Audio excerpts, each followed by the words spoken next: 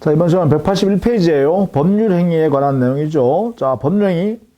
이 법령에는 원칙적으로요, 자유가 원칙입니다.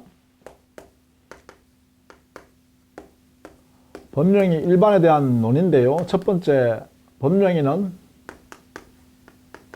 자유가 원칙이고, 이 자유 원칙에 의해서 민법이 추구하는 사적 자치를 실현하게 됩니다. 따라서 법령이 자유 원칙에 의해서 사적 자치를 실현하는 수단의 기능으로 하고 있다. 이렇게 정리하시면 돼요. 자, 그 다음에 이 법령을 만들기 위해서는 법률 사실로서 의사 표시가 필수적 요소죠. 그렇죠? 반드시 이 법령의 속에는 의사 표시라는 이 요소가 들어가 있어야 됩니다. 이렇게 반드시 들어가야 됩니다.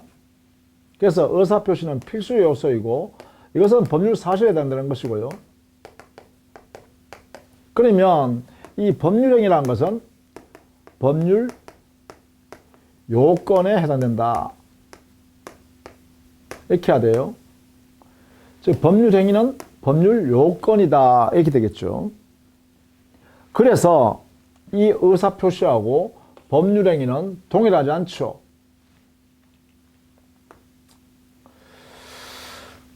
네 번째요. 의미 하나 두세요. 의사표시는 법률행위를 만드는 요소일 따름입니다. 따라서 이것은 법률 사실에 해당되고, 이것은 법률 행위 자체는요, 법률 요건에 해당된다. 이렇게 해야죠. 그렇죠? 따라서 이렇게 체계적으로 주의를 따지면 이렇게 돼야 된다는 것이죠. 불변입니다. 이게 이렇게 된다는 것은. 자, 이것을 우리는 법률행위와 의사표시의 관계죠. 당연히요, 의사표시가 없어서는 안 되니까, 이 의사표시가 만약에 무효다라고 해버리면 의사표시가 무효다. 그럼 당연히 이 법령에도 무효가 되겠죠. 그렇죠? 왜냐하면 이게 핵심이니까. 의사표시가 효력이 없다 그러면 법률행위도 효력이 없다. 이렇게 되는 것이죠. 기본적 성격입니다. 자, 이럴 때 이 법령의 종류를 한번 볼까요? 자, 여기서는 개념을 좀 잘 알아두시기 바랍니다. 분류를 해보는 거예요. 분류. 법령의 분류. 자, 여기는 첫 번째, 단독행위, 계약, 합동행위. 182페이지입니다. 단독행위, 계약, 합동행위는 법령을 만드는 의사표시 있죠. 이 의사표시의 개수와 그 방향에 따라서 나누는 게 바로 단독행위, 계약, 합동행위가 있다. 이 말입니다. 단독행위는 다시요, 이거는 의사표시 한 개로 이루어지는 거예요. 한 개. 자, 이것은 다시 상대방이 있는 것이 있고요. 있는 단독행위가 있고 상대방 없는 단독행위가 있죠. 그래서 각각 이 요소에 해당되는 것들을 알아주셔야 됩니다. 여기에 해당되는 것들. 예컨대 상대방이 있는 단독행위는요, 동의권 행사한다든가, 철회권 행사하다든가, 상계권 행사하다든가, 상계, 추인권 행사하다든가, 취소권 행사하다든가, 해제권 행사하다든가, 해지권 행사한다든가, 또는 채권자가 채무 면제하는 행위를 했다든가, 채권 포기도 마찬가지고요. 또 경우에 따라서는 제한 물권을 포기한다든가, 이런 것들은 전부 다 상대방 있는 단독행위에 해당된다는 것이죠. 상대방 없는 단독행위는, 이것은요, 유언을 한다든가, 유언행위요, 유증을 한다든가, 재단법인을 설립하는 행위입니다.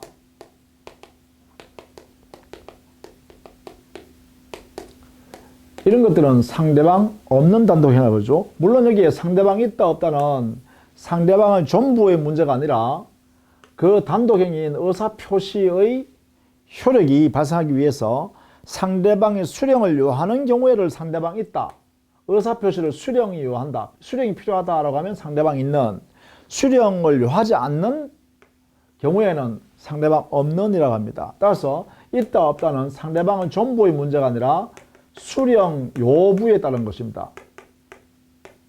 수령이 필요하냐 필요하지 않냐 당의 의사표시 효력이 발생하는데 여기에 따라서 이렇게 나눈다라는 것을 알아두셔야 돼요. 단독행위. 이때 이 단독행위의 특징은 뭐냐면 특성이라 해도 좋고요. 특성. 여기는 단독행위는 자유가 원칙이 아니라 여기는 법에 정해져 있는 경우에만 단독행위가 성립한다라는 법정주의가 적용돼요. 이렇게요. 따라서 단독행위는 자유다. 단독행위는 자유다라고 하면 안 된다. 알아두셔야겠죠. 법에 정해져 있는 경우에 그 범위 안에서만 단독행위가 허용된다라고 하는 것입니다. 두 번째, 이 단독행위는요, 조건이나 기한에 친하지가 않습니다. 친하지 않다. 다른 말로 하면 조건 기한을 못 붙인다 이 말입니다. 원칙적으로. 그 다음 세 번째, 계약법 규정은 여기에 유추 적용할 수 없다라는 것입니다. 갖다 쓸 수 없다는 것이죠. 계약법은 나중에 보겠습니다만 계약은 의사표시가 두 개 이상이 서로 마주보는 이런 의사표시일 때 계약이라고 합니다. 그러다 보니까 서로 이해관계가 충돌되는 것이죠. 그러므로 이 단독행위에 규율하기 위해서 이 계약에 관한 규정을 갖다 쓸 수는 없다 이 말이죠. 그래서 유추 적용을 할 수가 없다가 대원칙이다. 기본적 성격입니다. 이게 단독행위의 세 가지 특성입니다. 자, 계약이라는 것은 의사표시 두 개 이상이 서로 이렇게요. 의사표시 두 개 이상이 서로 교환적이고 마주본다 그죠? 대향적이면서 교환적이다. 이런 모습이죠. 합동행위는 의사표시가 같은 방향으로 목적을 달성하기 위해서 모여드는 모습입니다. 의사표시 모양이 이렇게 되는 거죠. 따라서 이거는 의사표시의 모습이 평행적이고 또 구심적으로 모여든다 이렇게 표현할 수 있겠죠. 이런 면에서 다르다라는 것이죠. 우리가 계약은 계약법에서요, 뭐 매매 계약이라든지, 뭐 도급 계약이라든지, 위임 계약이라든지, 뭐 이런 것들이요. 뭐 임대차 계약이라든지 전부 다 여기 계약이니까 의사표시 서로 주고받는 이런 형태가 나타냅니다. 또 우리가 계약법 영역에서 개별 계약에 이러한 내용을 배우죠. 매매, 임대차, 위임, 도급, 위임 이런 네 가지 정도는 우리가 배우잖아요. 계약 그죠? 그 다음에 합동행위는 대표적인 형태가 어떤 것이냐 하면 사단법인 설립행위가 여기 들어가죠.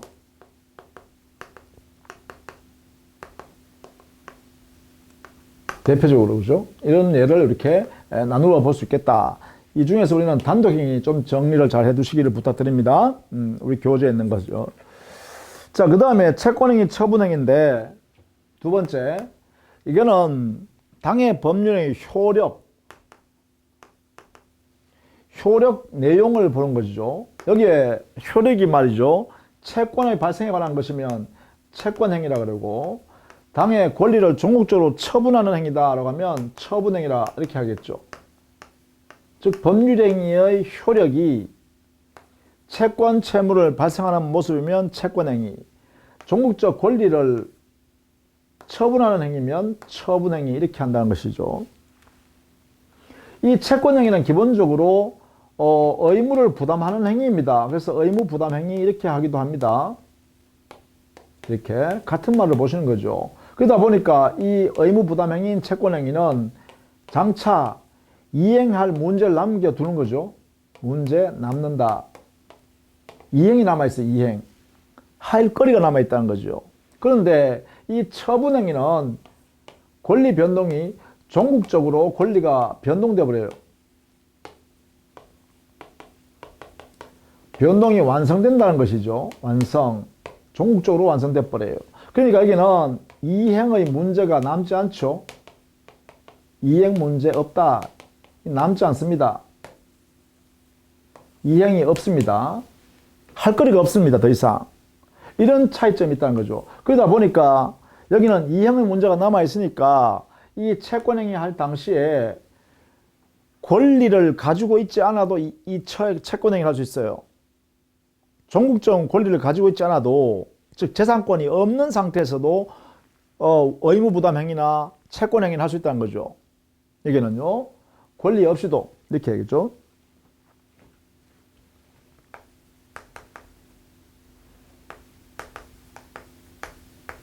할 수 있다. 가능하다. 그런데 처분행위는 종국적으로 권리가 움직여야 되잖아요. 그러니까 여기는 이 처분행위 당시에는 반드시 재산권 권리를 없는 처분행위는 무효가 돼버립니다.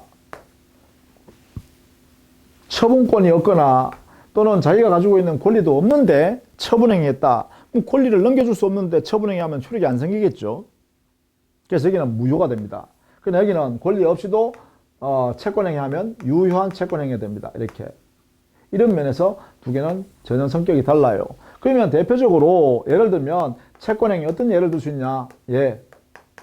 그래요. 매매 계약이라든지 임대차 계약이라든지 뭐 교환 계약이라든지 뭐 위임 계약이라든지 이런 행위들이죠. 뭐 도급 계약이라든지 이런 계약들은 전부 다 의무를 발생시키는 행위에 불과합니다. 이행해야 될 거리가 남아있는 행위에 불과하죠. 그러나 이 처분행위는요, 어떤 예를 들 수 있냐? 예를 들면 소유권을 양도한다든지 소유권 양도, 지상권, 지역권, 전세권, 질권, 저당권 같은 권리를 설정하는 행위라든지 또는 특허권을 양도한다든지 지적재산권을 양도한다든지 이런 것들이죠. 예를 들면 저작권 양도한다든지 뭐 이런 거 있죠. 이런 것들을 양도하는 행위도 여기에 들어갑니다. 그래서 소유권 양도, 지상권, 지역권, 전세권, 질권, 저당권 설정하는 행위 등 이런 것을 뭐냐? 물권행위라고 합니다.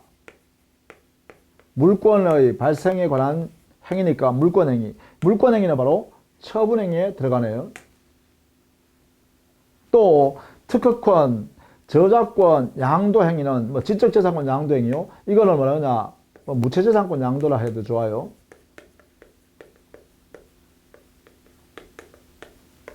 또 채권을 양도할 수도 있죠. 채권을 양도해버리면 이 채권 양도행위도 종국적으로 채권에 넘어가 버리니까요. 이런 행위를 뭐라 그러냐? 이걸 준물권행위라고 합니다.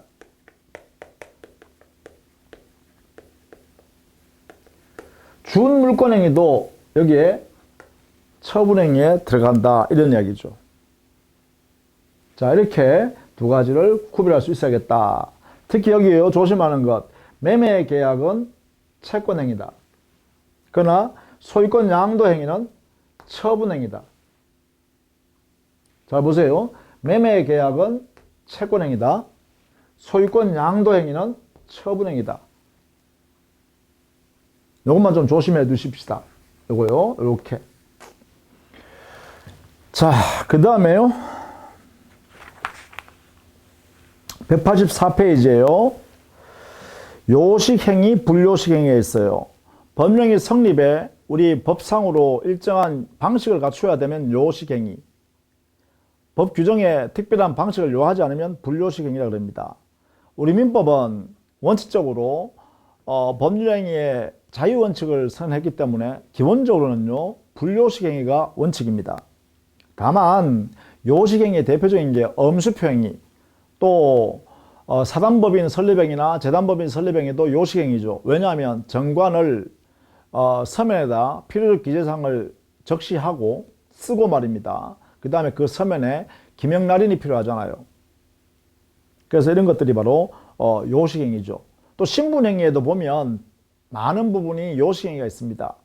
예를 들면 혼인신고해야 혼인이 성립하죠. 또 인지신고, 입양신고, 파양신고 이런 거 해야 그러한 효과가 만들어지죠. 그래서 당연히 요식행위라고 합니다. 그 다음에 생존행위, 사후행위. 여기에는 일반적 거래행위, 법령에는 행위할 때 완성되면 권리 의무관계가 효력이 발생해요. 그래서 효력 발생 시기가 말입니다. 행위 당사자가 사망해야 효력이 발생하는 게 있어요. 그걸 뭐냐면 사후행위라고 합니다. 또는 사인행위라고 그럽니다. 이 의미는 법률행위의 효력 발생이, 즉 권리 의무 발생이 행위 당사자가 사망이 있어야 그 사망을 원인으로 하여 당의 법률행위의 효력이 발생한다. 권리 의무가 발생한다는 거예요. 그것을 우리는 사후행위 또는 사인행위라고 합니다. 대표적인 것들이 뭐냐 하면 유언 같은 것이죠. 유언자가 사망을 해야 효력이 발생하니까요. 유증, 그렇습니다. 유증한 자가 사망해야만 일단 효력이 발생할 수가 있습니다. 유증. 또 사인증여. 사인증여는 증여의 효과가 증여자가 사망해야 그 증여의 효과가 발생한다는 것이죠. 이걸 사인증여라고 합니다. 이 앞에 있는 유언이나 유증은 상대방 없는 단독행위죠. 그런데 사인증여는요, 계약행위입니다. 증여계약의 특수한 형태입니다. 증여계약의 특수한 형태예요. 증여의 효력이 증여자가 사망하면 효력이 발생한다 라는 것을 내용으로 했다는 것이죠. 자, 이렇게 구별할 수 있으면 되겠다. 그 다음 출연행위와 비출연행위인데, 이 출연행위와 비출연행위는요, 이렇게 표현하면 됩니다. 출연행위란 것은 법률행위 내용에 따라서 재산의 증감이 발생한다는 거예요. 재산의 증가와 감소 현상이 발생하는 거. 이게 발생. 감 현상이 발생합니다. 이걸 출연행위라고 합니다. 그럼 거래행위, 우리가 보통 재산권 거래행위는 대부분 다 출연행위죠. 어떤 사람의 재산이 감소하니까 상대방에게 권리가, 즉 재산이 증가하죠. 감소와 증가 현상이 항상 생기는 게 일반적입니다. 그래서 보통의 거래행위는 출연행위입니다. 그런데 출연행위가 아닌 비출연행위도 있다는 것이죠. 이것은 뭐냐면 재산의 증감 현상이 증가가 안 생기거나 감소가 현상이 발생하지 않는다는 거예요. 이게 안 생기거나 이게 안 생긴다는 것이죠. 자, 이런 게 대표적인 게 어떤 거냐? 이게 아주 좀 특이한 행위죠. 주로 어떤 거냐? 소유권을 포기하는 경우요. 소유권자가 소유권 포기해버리면 소유권자 스스로의 소유권 포기했으니까 재산은 감소합니다. 그런데 누군가한테 재산이 증가하는 현상이 없어요. 그래서 소유권 포기 행위는 비출연 행위라고 합니다. 그리고 대리권 수유 행위요.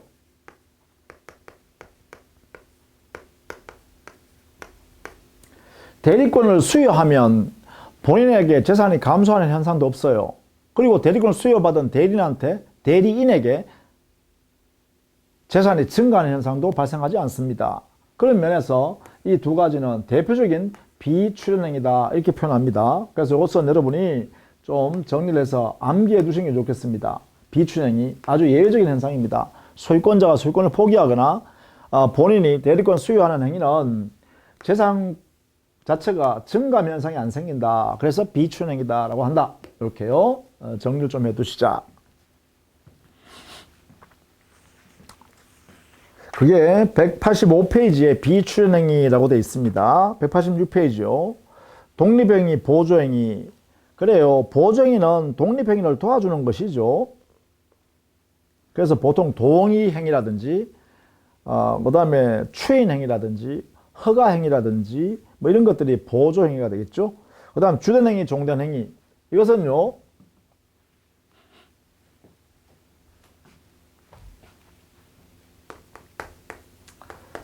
주된 법률행위에 여기서 독립적으로 붙어서 하나의 독립된 행위로서의 종된 행위가 이루어질 수 있습니다. 이렇게. 예컨대 여기에 주채무에 관한 발생의 금전 소비대차 계약했다. 이렇게 소비대차 계약을 했으면 이 계약이 주된 계약으로 한다면 여기에 붙어서 하는 게 뭐냐? 보증계약을 하는 수가 있죠. 보증인의 보증계약. 이렇게요. 여기는 채권자, 그 다음에 채권자 갑이랄까요? 여기에 주채무자 을, 채무자 사이에 금전 소비대차 계약을 이렇게 맺을 거 아닙니까? 이렇게 맺을 때 채권자가요, 보증인 좀 세워라 이렇게 하니까 여기에 병이라는 사람하고 이 사람이 보증인이 되는 거예요. 이렇게 보증계약을 썼다는 거죠. 채권자하고.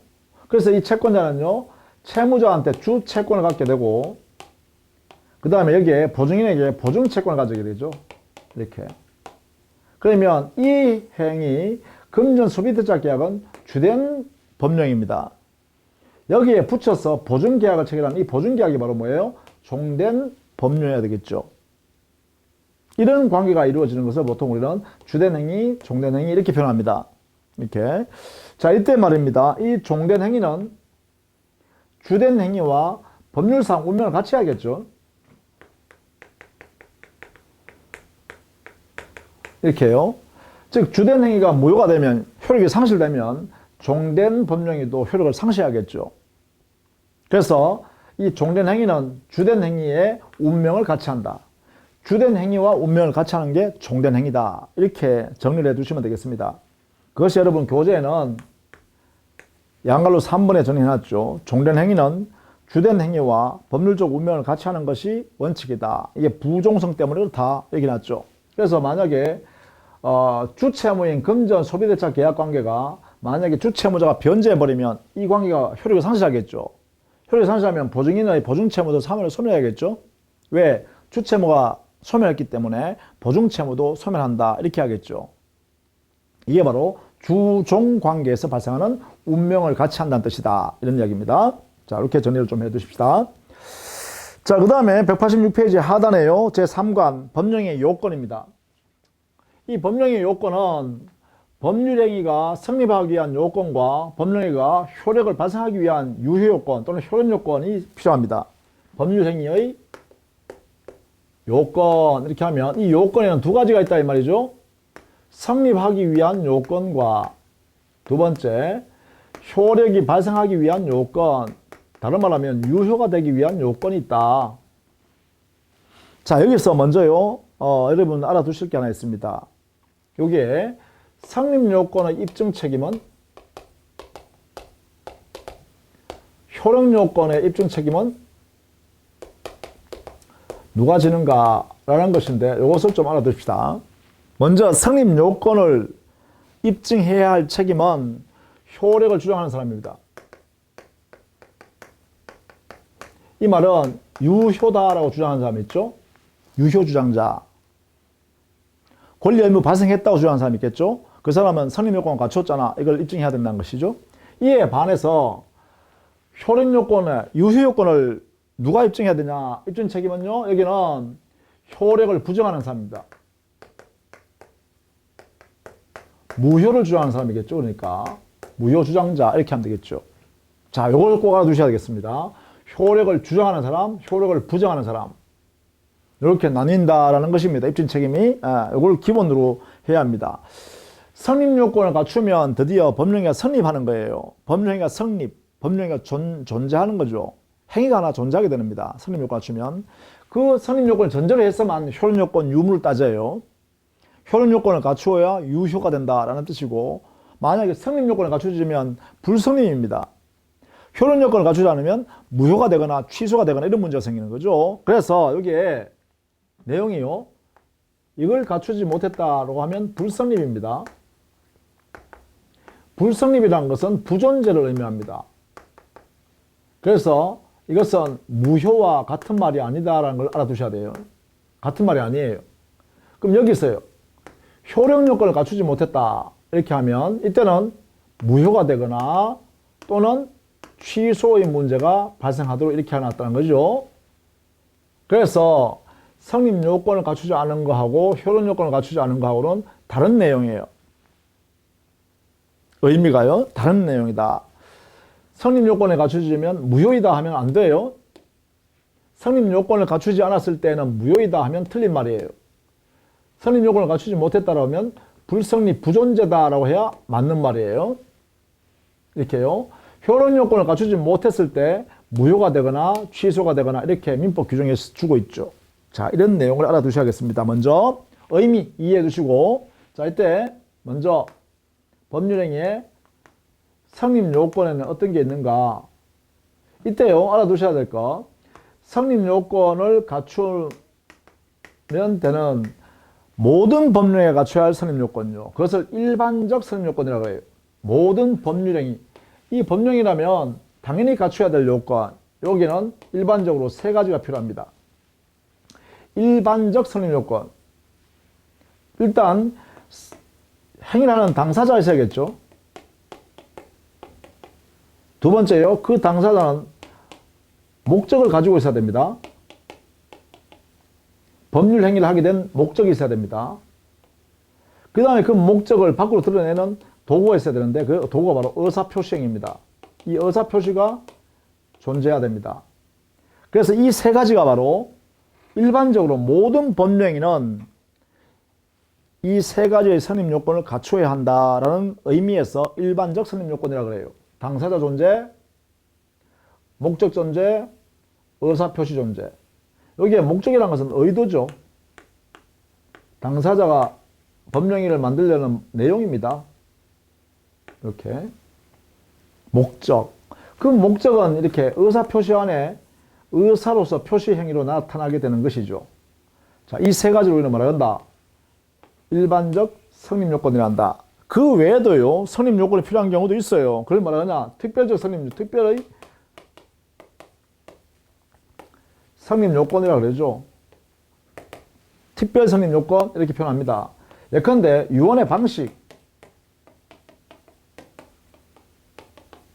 혼인의 신고,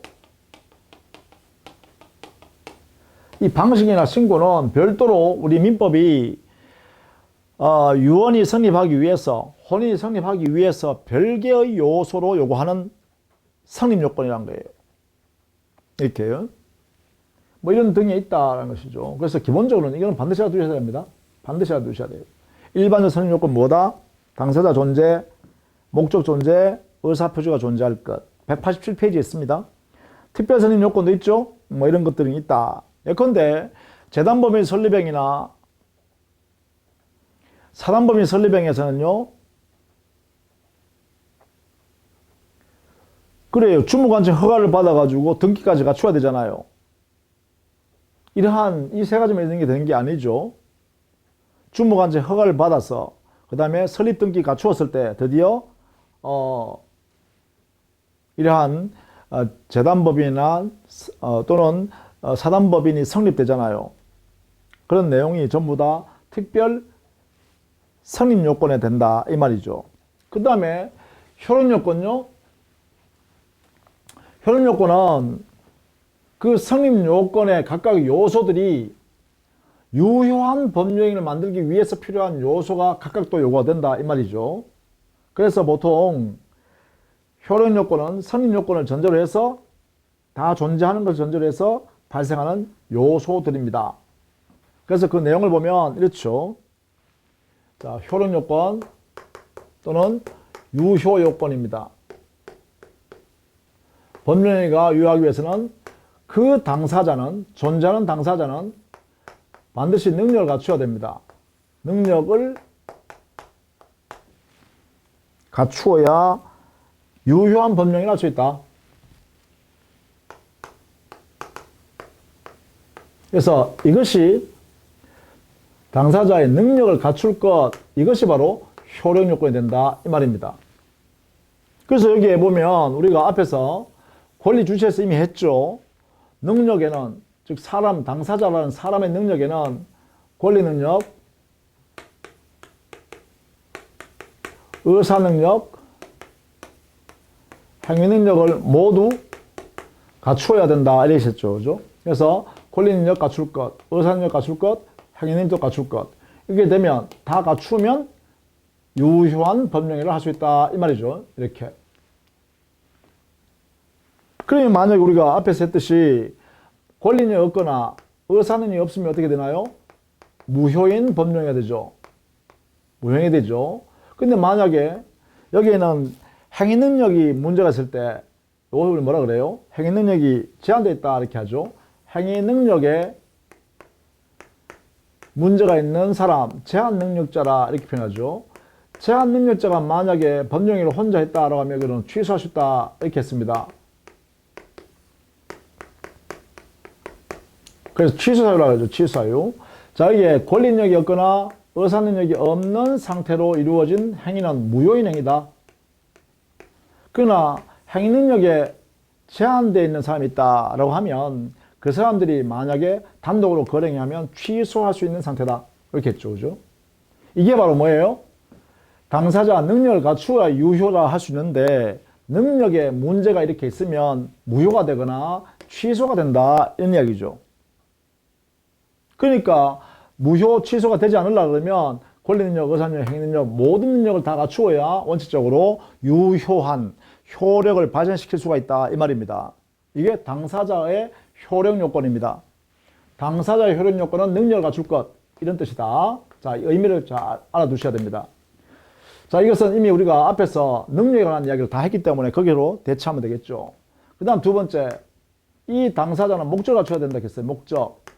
목적을 가지고 있었는데 이 목적이 어떤 요소를 갖췄을 때 유효냐, 이 목적이 어떤 요소를 필요로 하냐, 그 목적을 확정할 수 있어야 되고 실현 가능성이 있어야 됩니다. 그리고 대한민국 법 규정에 위반되지 않는 적법한 목적이어야 하고, 그리고 사회 질서에도 합치되는 사회적으로 용인될 수 있는 사회적 타당성, 사회적으로 허용될 수 있는 그러한 것이어야 한다. 이러한 요소를 모두 갖추어야 유효한 법령이라고 할 수 있다는 거예요. 그러면 존재하는 목적이 효력을 갖추기 위해서, 효력을 발생하기 위해서는 그 목적을 확정할 수 있어야 되고 실현 가능성이 있어야 되고 적법해야 되고 사회적 타당성이 있어야 한다는 것이에요. 그래서 우리가 앞으로 목적의 확정이라는 게 어떤 의미인가, 확정할 수 없다면 어떻게 되는가, 목적의 실현 가능성은 어떤 의미인가, 그리고 실현 가능성이 없다면 어떻게 되는가, 목적에 적법하다는 의미는 뭘까, 그 적법에 위반되면 어떻게 될까, 효과는.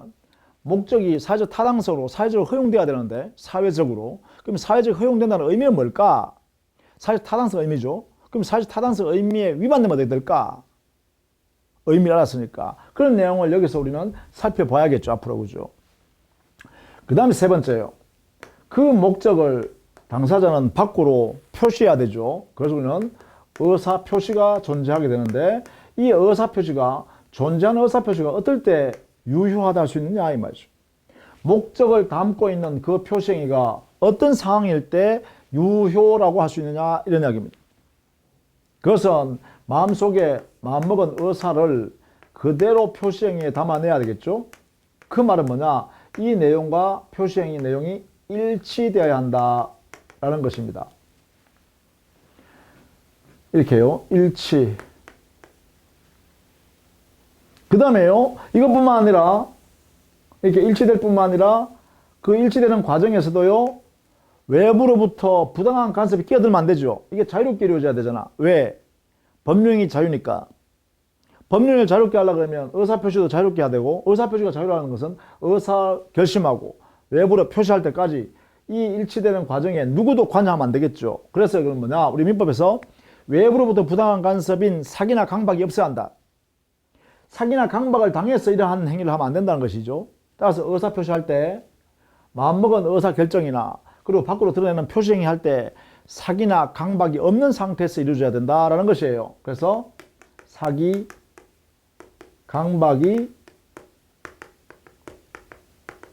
없을 것, 이렇게 요구하고 있습니다. 이렇게 이 두 가지를 모두 갖추면 의사표시가 유효하다라는 거예요. 그러면 의사표시가 일치한다는 것은 어떤 의미고, 그럼 만약에 의사표시행위가 불일치한다면 어떻게 되느냐라는 것이죠. 문제가 되는 거죠. 그 다음에 사기강박이 없어야 되는데 사기강박이 만약에 있다면 어떻게 되는가, 이걸 또 정리하겠죠. 자, 그런 것들을 우리가 앞으로 공부하는 내용이다. 그럼 여기서는요, 일단 효력요건은 7가지 요소가 필요합니다. 7가지. 여기서 주어지는 거 보니까 당사자의 능력을 갖추라는 거 하나, 능력에는 구체적으로는 3가지입니다. 3가지 모두 다 갖추라는 것이고, 목적에는 확정, 가능, 적법, 사회적 타당성, 이 4가지를 모두 갖추어야 유효가 된다라는 것이고, 그 다음 의사표시도 의사와 표시가 일치해야 되고 사이강박이 없는 상태에서 이루어져야 된다. 두 가지를 다 갖추었을 때 유효입니다. 그래서 하나, 둘, 셋, 넷, 다섯, 여섯, 일곱 가지. 일곱 가지를 다 갖추면 일반적으로 유효하다라고 해석할 수 있다는 것이죠. 그러면 이것은 일반적 유효권, 일반적 효력 요건이다. 이렇게 표현할 수 있겠죠. 모든 법령에는 최소한 이 일곱 가지는 갖추어야 유효한 법령이가 된다라고 확정적으로 이야기할 수 있다는 거죠. 그러면 이 중에 어느 한 개도 없으면 유효라고 해야 되냐, 무효라고 해야 되냐, 아니면 취소로 다뤄야 되냐라는 문제가 생기겠죠. 이것을 민법이 정해놨다는 것입니다. 그 중에 우리는 미리 이미 사람에 대한 권리 주체 당사자, 사람에 대한 능력에 관한 것은 이미 앞에서 권리 주체 파트에서 공부했습니다. 권리 능력이 무엇이고 권리 능력이 없으면 효과는 무효다는 사실. 의사 능력이 무엇이고 의사 능력이 없는 사람이 법령을 했다면 그것은 무효라는 사실. 행능력이 무엇이고 행능력이 제한되어 있는 사람이 거래행위를 했다면 취소할 수 있다는 사실. 이런 것들은 이미 우리가 했습니다. 그러면 지금 법령의 요건에 효력 요건에 왔을 때는 확정 가능 적법 사회 타당성 그리고 의사 표시가 불일치하는 경우 사이강박이 없는 경우여야 되는데 있으면 이런 내용들을 여기에 있는 6가지를 하나씩 나누어서 구체적으로 공부해야 된다는 것이죠. 그걸 지금 다음 시간부터 하나씩 정리할 거예요. 일단 여기는 여러분은 여기에 있는 이 내용은 효력 요건이다. 물론 일반적 효력 요건 외에도 특별 효력 요건이 있겠죠.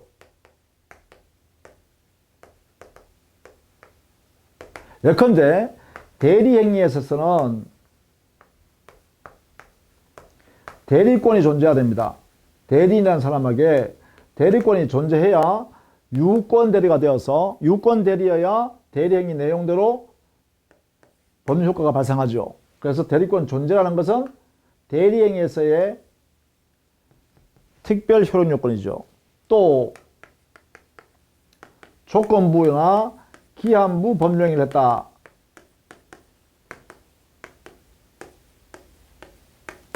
그러면 이 조건의 성취, 기한의 도래, 성취나 기한의 도래가 있어야 그래야 효력이 발생하겠죠. 당사자 원하는 대로. 그죠? 그래서 조건부 법령이 기한부 법령에 있어서는 그 조건이 성취되거나 그 기한이 도래한 때 이게 또 효력 요건이 됩니다. 이렇게 표현할 수 있겠죠. 그죠? 이런 것들이 뭐냐? 이게 특별 효력 요건이다. 이렇게 되겠죠. 자, 이런 내용들. 자, 여기 있는 이것들은 효력 요건이라는 걸 알아두셔야 됩니다. 여기 있는 것은 효력 요건. 그래서 여러분 공부해야 될 내용이 뭐냐면 어떤 요소를 적시하면 그것이 성립 요건에 해당되는지 또는 효력 요건에 해당되는지 여부를 판단할 수 있어야 됩니다.